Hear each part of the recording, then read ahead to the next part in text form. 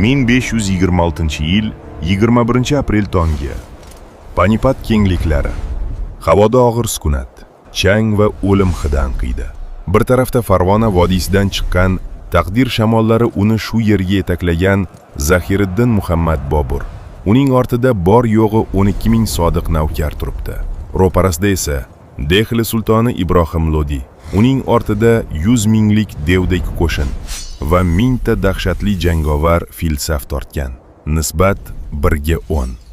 Har bir Boburiy askariga 10 ta dushman to'g'ri kelardi. Lekin Boburda Ibrohim Lodiyda yo'q narsa bor edi. Temuriylar qonidagi harbiy zakovat va o'sha davrning yashirin quroli, o't sochar to'plar, zambaraklar. Jang boshlandi. Hindiston osmonida ilk bor momaqaldiroq emas, Boburning to'plari gumburladi. Bu tovushdan dahshatga tushgan minglab fillar o'z egalarini payxon qilib ortga qochdi. Lodi qo'shini sarosimada qoldi. Ayni shu damda Bobur o'zining mashhur to'lg'ama usulini qo'lladi.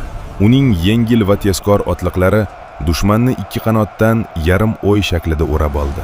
O'q yomg'iri ostida qolgan 100 minglik qo'shin siqilib bir joyga to'planib qoldi.